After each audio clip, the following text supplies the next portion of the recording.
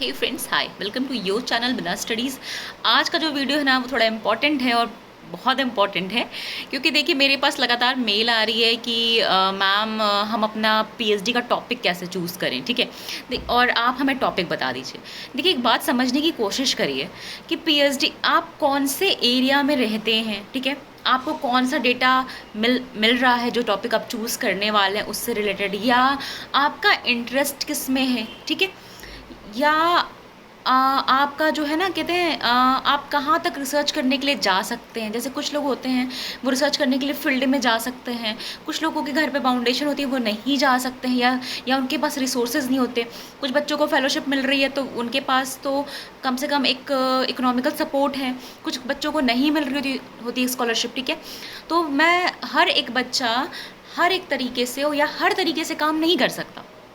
ठीक है, तो आपको ये समझना होगा। मैं अगर टॉपिक बताऊंगी तो मुझे कैसे पता चलेगा, लेकिन मैं आप लोगों के लिए इतनी हेल्प ज़रूर कर सकती हूँ। अगर आप मुझे बताएं, मुझे जब आप मेल करते हैं तो मुझे बताएं कि आपका मास्टर्स में स्पेशलाइजेशन इसमें था, मतलब आर्ट एंड आर्किटेक्चर में, फील्ड आर्कियोलॉजी में, या आपका कॉइन्स में, या एपिग्राफ में, जिसमें भी आपका स्पेशलाइजेशन था वो आप मुझे बताएं कि इसमें मेरा स्पेशलाइजेशन था।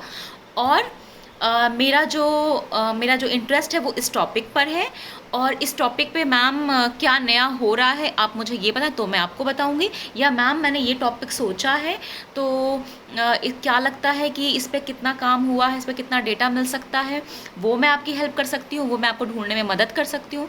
या आप मुझे फिर ये बताएं कि ये मैंने टॉपिक चूज़ किया है, मैम डेटा कहाँ से मिलेगा। तो मैं ये सब तो हेल्प कर सकती हूँ, लेकिन आपका बैकग्राउंड जाने बिना और आपका इंटरेस्ट जाने बिना मैं कैसे बता सकती हूँ कि आपको किस टॉपिक पे काम करना है।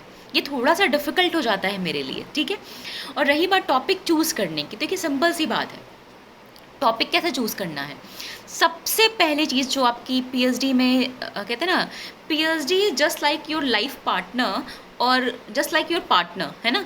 PhD just like a marriage. क्यों? पीएचडी ऐसी चीज़ है, अगर आपको अपना पार्टनर पसंद नहीं है तो पीएचडी चल नहीं पाती है। ठीक है, इसका मतलब ये है कि पीएचडी में पार्टनर का मतलब आपका वो थीसिस है, आपकी वो टॉपिक है जो आप चूज़ करते हैं, वो आपके पार्टनर जैसा है। अगर आपने कोई बोरिंग सा टॉपिक ले लिया या कोई ऐसा ले लिया जिसमें आपका मन नहीं कर रहा करने का, तो पता है क्या होगा, 4 साल या 3 साल निकालना मुश्किल हो जाएगा। मिनिमम पीएचडी भी आप करेंगे 3 साढ़े 3 साल आप लगाएंगे, और वो बड़ी मुश्किल से निकलेगी, और फिर बहुत उबाऊ झिलाऊ हो जाएगी। तो मेरा कहने का मतलब ये है, पहले तो अपना इंटरेस्ट चेक करिए कि आप किस में काम करना चाहते हैं। दूसरा, आप ये चेक करिएगा कि जो टॉपिक आप ले रहे हैं वो हवा में नहीं होना चाहिए, प्रैक्टिकल ग्राउंड्स पे चूज़ करिएगा कि जो टॉपिक आप चूज़ करें उससे कितना डेटा मिल रहा है। ठीक है, ऐसा नहीं कि मैं रहती हूँ इलाहाबाद में और मैंने डेटा चूज़ कर लिया कश्मीर, नहीं, मैंने टॉपिक चूज़ कर लिया कश्मीर का, तो अगर मैं कश्मीर जा सकती हूँ तब तो अच्छी बात है, लेकिन अगर मैं नहीं जा सकती हूँ तो थ्योरेटिकल बेस पे तो होगा नहीं पीएचडी, है ना। उसके लिए आपको कभी तो जाना पड़ेगा, कम से कम 2-4 बार साइट विजिट करनी ही पड़ेगी।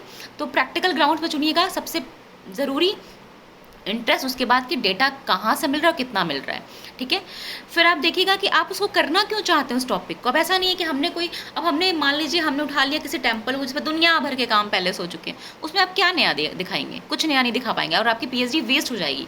तो टॉपिक ऐसा चूज़ करिए जिस पर लोगों ने कम काम किया हो, या अगर लोगों ने काम भी किया है तो उसमें गैप ढूंढिए कि ऐसा क्या छोड़ा है जो आप पूरा कर सकते हैं, जो आप नया दिखाने वाले हैं। ठीक है, तो ये ढूंढिए कि आपका ऑब्जेक्टिव क्या होगा, जो सबसे ज़रूरी चीज़ है, और आपकी अपनी फाइंडिंग्स में क्या दिखाने वाले हैं।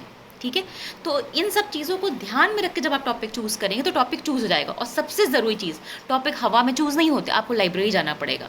लाइब्रेरी जाइए और सर्च करिए किस पे सिनॉप्सिस बनानी है। और लाइब्रेरी नहीं जा सकते हैं तो ऑनलाइन लाइब्रेरीज अवेलेबल हैं, उसको सर्च करिए, बुक्स पढ़िए, और उसके बाद उससे रिलेटेड आपको जो हेल्प चाहिए वो डेफिनेटली मैं करूँगी। ठीक है, तो कोई क्वायरी तो मुझे लिख भेजिएगा। सी यू देन, बाय।